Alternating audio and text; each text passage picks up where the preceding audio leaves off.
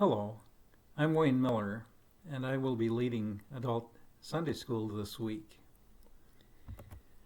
Pastor Eric has been preaching from the book of Nehemiah for about 2 months now. In his first message back in September, on the 13th, he laid out some of the historical background, but I would like to explore this in more detail. There are a number of very interesting things that we can glean from this, but more importantly, I think it can shed some light on our own situation and on our propensity to miss what God is doing or to get frustrated by how long He is taking to accomplish what we think He should. So, this week I would like to introduce some historical framework and then to discuss how this impacted the Israelites during and after the exile and what lessons we can learn from them. Now, the return from exile was not the first time the nation of Israel had entered the Promised Land. In fact, the theme of the land permeates the entire Old Testament. Back in Genesis 12, God called Abram, telling him, "Leave your country, your people, and your father's household, and go to the land I will show you." And that land was Canaan. Abram, his son Isaac, and his son Jacob, whom God renamed Israel, lived in that land, but they did not really possess it. In Genesis 15, Abram was given a promise that God would give his descendants the land, but only after being enslaved for 400 years in another country which we now know to be Egypt. That, of course, is the story of the Exodus and Moses' leadership, culminating in Joshua leading the conquest of Canaan. While there are multiple views on when the Exodus occurred, the traditional view is that it occurred around 1450 BC. From that time until 586 BC, the land was more or less possessed by the Israelites. That's a long time, some 850 years. Then, after many warnings by the prophets, and after the example of the exile of the northern kingdom by Assyria in about 740 BC, the southern kingdom was attacked by the Babylonians over a lengthy period of time. There were 3 separate deportations to Babylonia.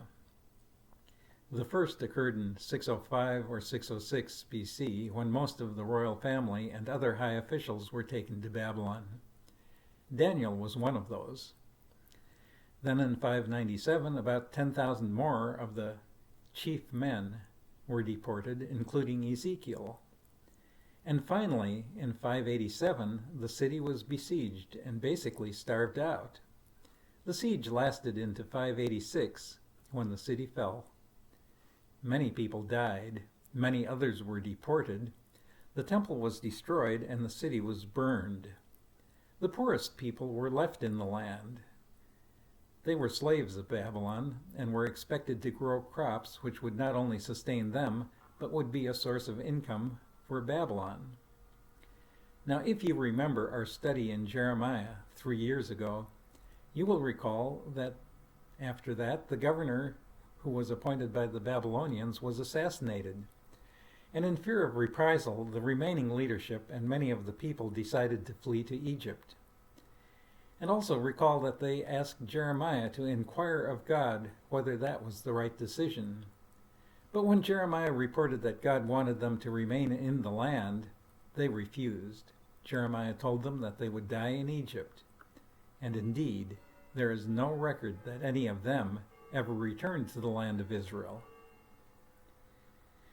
When the first exiles were living in Babylonia, they were very optimistic that their captivity would be brief.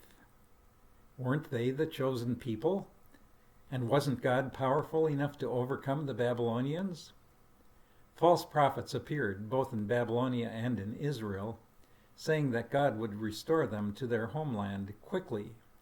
But God's message through Jeremiah was very different. In Jeremiah 25, at the time of the first deportation, God revealed to Jeremiah that the captivity would last 70 years. He also promised that not only would their captivity end, but he would also punish the Babylonians.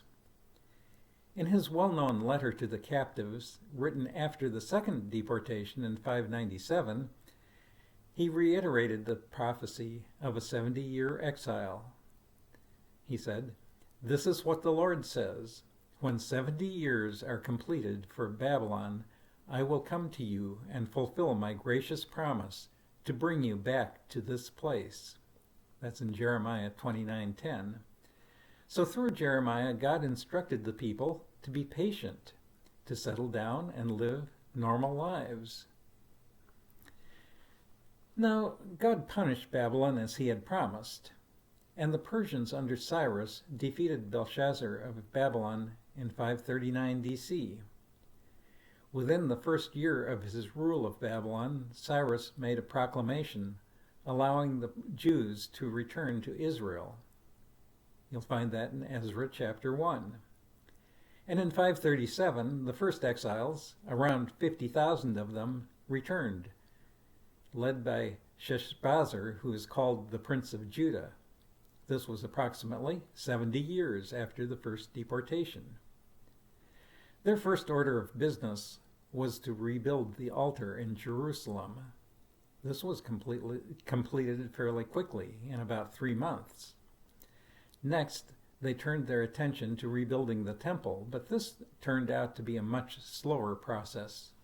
They began work under Zerubbabel in about 536, but they encountered a lot of opposition, and the progress was slow. In fact, it ground to a halt, and we are told that they essentially started over in about 520, 16 years later. You'll find that in Haggai chapter 2. This time, despite renewed opposition, they were able to complete it and dedicate it in about 4 more years in 516. And simple math reveals that it was exactly 70 years after the destruction of the temple in 586. God keeps his promises. However, despite the restoration of temple worship, Jerusalem was not a safe place to live or to worship, and few people lived there.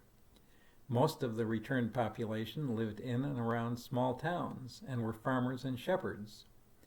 When Nehemiah learned of this situation from one of his brothers and some others who had returned to Babylon from Judah, God moved him to go to Jerusalem to rebuild the city walls and make Jerusalem a safe place to live and worship.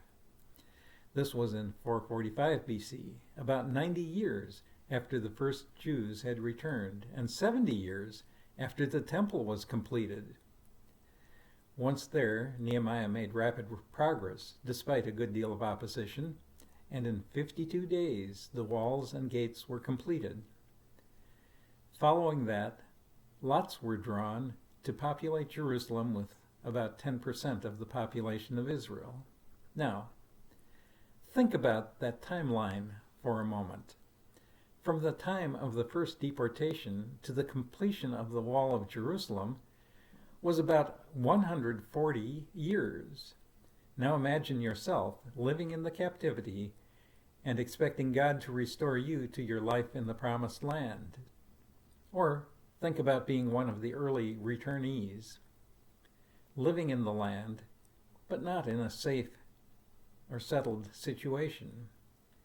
Think how that would make you impatient and might even make you question if God was doing what he had promised. Think about how the delays and opposition and uncertainty would play into how you lived your everyday life. We will discuss this on Monday evening at 7 p.m. on Zoom. There will be a link on the church website to join the meeting. I hope I will see you then.